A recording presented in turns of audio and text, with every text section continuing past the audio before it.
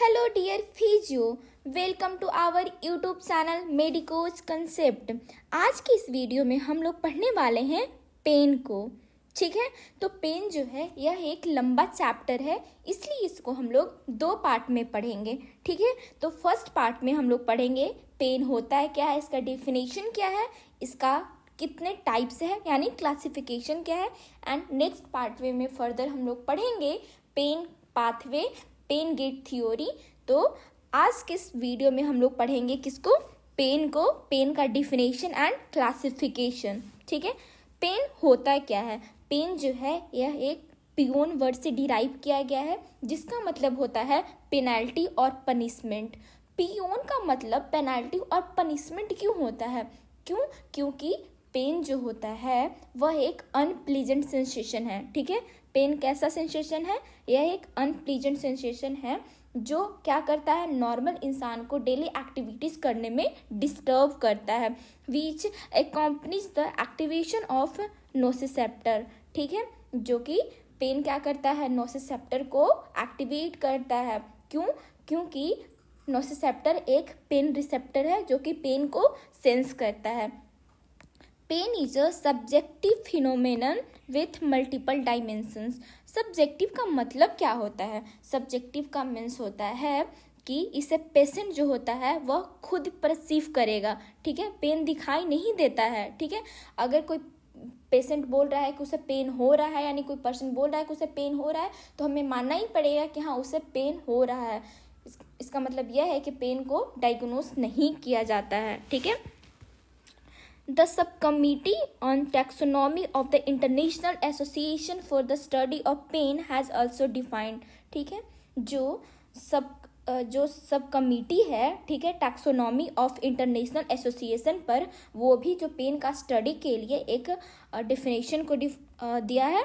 ठीक है, तो उस डेफिनेशन को हम लोग देखते हैं कि वो कौन सा डेफिनेशन दिया है, उसका मतलब क्या होता है। ठीक है, pain is a sensory and emotional experience associated with actual और पोटेंशियल टिश्यू डैमेज और described in terms of such damage. ठीक है, पेन क्या है, पेन जो है एक सेंसरी और इमोशनल एक्सपीरियंस है किसी पेशेंट के लिए। सेंसरी मीन्स इसको हम सेंस करते हैं, हमारे बॉडी में सेंसरी रिसेप्टर प्रेजेंट होते हैं जो पेन को क्या करते हैं, जो पेन को परसीव करते हैं। ठीक है, first of sensory and then क्या होगा, ये पर्सन को इमोशनल एक्सपीरियंस प्रोवाइड करता है। इसका मतलब कि जब कोई पेन लंबे समय तक उसको होता है किसी पेशेंट को, या फिर बोल सकते हैं जब क्रोनिक पेन किसी को होता है बहुत लंबे समय से, तो वो पेन के साथ एक इमोशनली उसको साथ अटैच होता है, एक इमोशनली एक्सपीरियंस होता है। ठीक है, पेन जो है वह एक एक्चुअल और पोटेंशियल दोनों तरह से टिश्यू डैमेज करता है। मतलब अगर हम किसी को देख रहे हैं कि हाँ उसको इंजरी हुआ है, कोई ट्रॉमा हुआ है, से ब्लड वेसल्स रैप्चर किया है, तो हाँ उसको क्या हो रहा है, उसको दर्द हो रहा होगा, उसको पेन हो रहा होगा।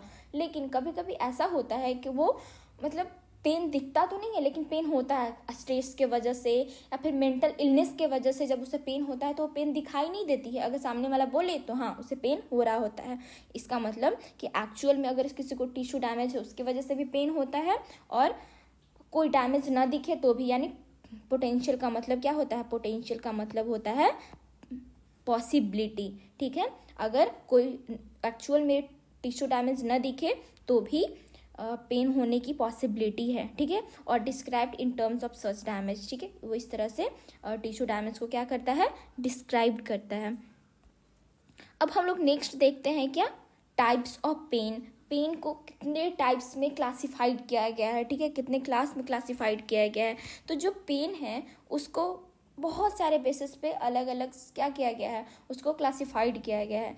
तो क्लासिफिकेशन में फर्स्ट आता है बेस्ड ऑन ड्यूरेशन। ठीक है, तो बेस्ड ऑन ड्यूरेशन पेन को दो क्लास में क्लासिफाइड किया गया है। कौन कौन सा, तो फर्स्ट है एक्यूट पेन एंड सेकेंड है क्रोनिक पेन। एक्यूट पेन क्या होता है, देखिए एक्यूट हमेशा, एक्यूट और क्रोनिक जो होता है ना, एक ड्यूरेशन के लिए यूज़ किया जाता है। अगर कहीं पे शॉर्ट ड्यूरेशन के लिए यूज़ करना हो तो एक्यूट का यूज़ करते हैं, एक्यूट वर्ड का यूज़ करते हैं, और लॉन्ग ड्यूरेशन के लिए यूज़ करना होता है तो हम लोग क्रोनिक का यूज़ करते हैं। ठीक है, तो सबसे पहले एक्यूट पेन को हम लोग डिस्क्राइब करते हैं। तो जो एक्यूट पेन होता है ना वो हमेशा शॉर्ट ड्यूरेशन के लिए होता है, या कहें तो ये टेम्पररी होता है। ठीक है, देखिए एक्यूट पेन जो होता है वो सडनली होता है, मतलब अचानक से उसको हो जाता है, या फिर बोले तो सडन वन शॉट का होता है, ठीक है।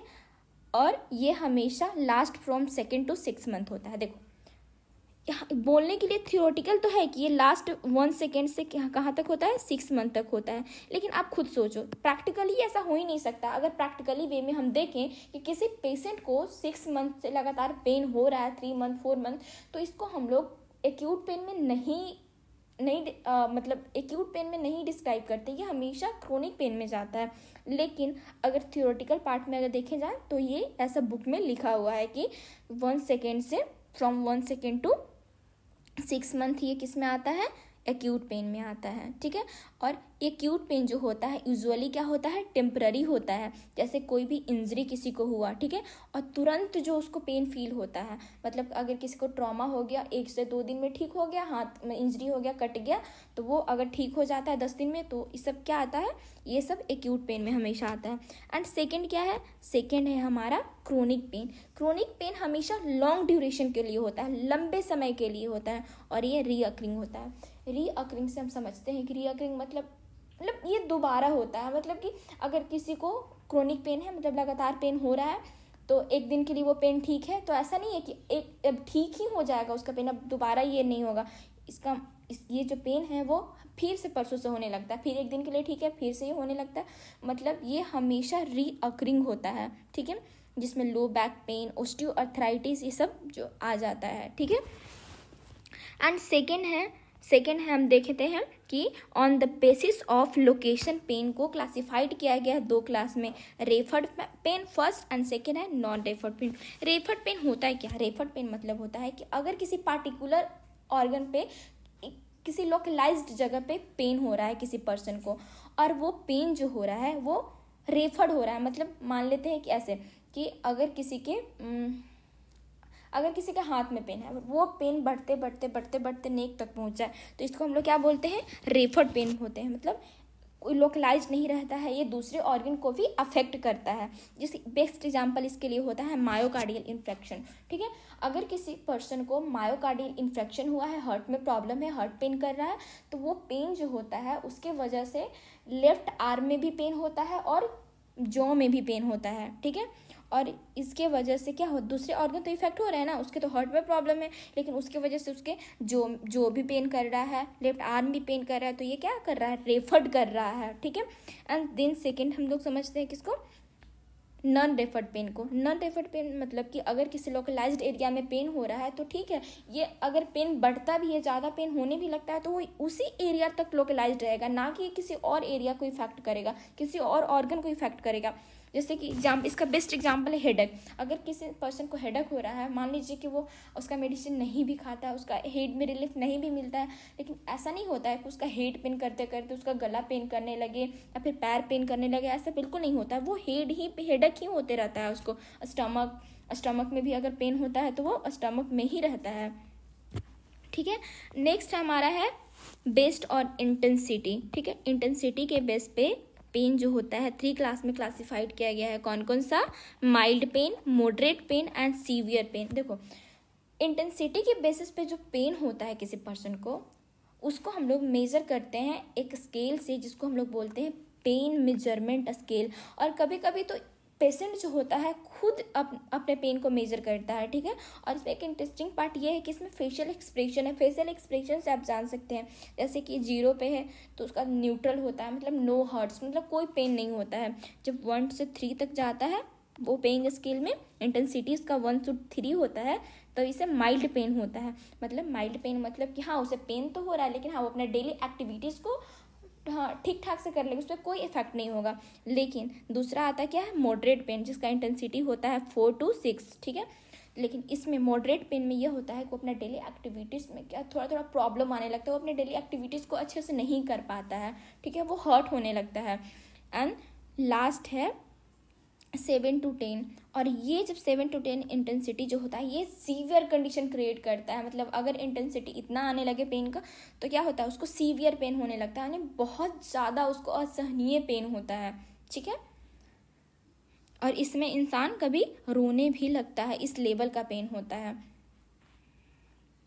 तो अब हम लोग बात करते हैं किसके बारे में, on the basis of aetiology. ठीक है, इटियोलॉजी के बेसिस पे पेन को क्लासिफाइड किया गया है 2 पार्ट में। कौन कौन सा, nociceptive pain and neuropathic pain. Nociceptive pain क्या होता है, देखो अगर हमारा नर्वस सिस्टम जो होता है वो प्रॉपरली फंक्शन कर रहा है तो वो डैमेज एरिया पर सिग्नल भेजता है। ठीक है, कि यहाँ पर इंजरी हुआ है, इसको क्या किया जाए, इसको केयर किया जाए। ठीक है, जहाँ पे इंजरी है, जहाँ पे कोई प्रॉब्लम है, तो इसका मतलब क्या है कि यहाँ पे अगर प्रॉब्लम है तो इस एरिया को काफ़ी अच्छे से केयर किया जाए, तब ना वो अच्छे से अपने आप को हील कर पाएगा। वो अच्छे से क्या कर पाएगा, वो उसको हील कर पाएगा, यानी उसको ठीक कर पाएगा। और ये हमेशा विसरल ऑर्गन में होता है, पूरे विसरल एरिया में होता है। और इसमें कौन कौन सा आ जाता है विसरल एरिया में, जैसे कि थोरैसिक एरिया, पेल्विक एरिया, और सोमैटिक पेन में आ जाता है स्किन, मसल्स, कनेक्टिव टिश्यू। देखो इसको हम लोग कुछ इस तरह समझ सकते हैं, अगर हमारा उंगली जो होता है वो कट हो जाता है, यानी कोई इंजरी हो जाता है, कोई एक्सीडेंटल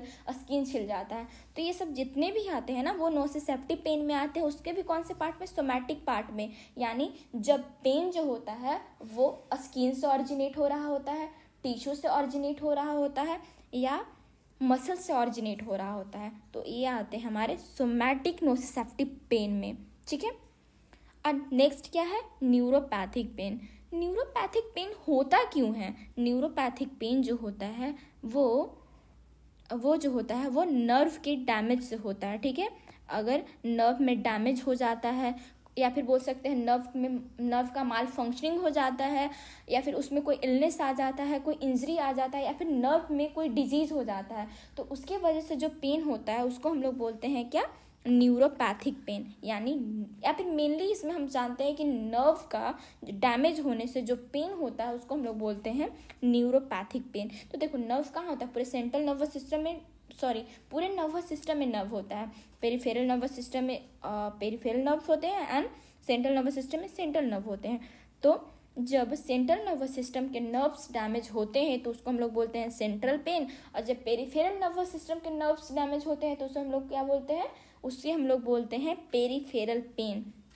ठीक है, तो आज की इस वीडियो में हम देखें कि पेन क्या होता है। ठीक है, पेन को हम लोग किस तरह से क्लासिफाइड करते हैं, और नेक्स्ट वीडियो में हम फर्दर देखेंगे पेन का पाथवे। हम लोग इसमें जाने कि हाँ हमें इंजरी होती है और ये सिग्नल ब्रेन तक जाता है, और ये पूरा किस तरह से ये प्रोसेस होता है, किस तरह से पाथवे पूरा वर्क करता है, नेक्स्ट वीडियो में देखेंगे। और ये जो पेन है, पेन पाथवे है, ये पूरे डिटेल से हम लोग बस इसलिए पढ़ रहे हैं ताकि हम लोग टेंस को अच्छे से समझ सकें। ठीक है, टेंस, क्योंकि टेंस जो होता है ये इसका मैकेनिज्म पूरा जो होता है वो पेन को रिलीव करने के लिए ही होता है। ठीक है, तो thank you for watching this video. Please like and subscribe my channel.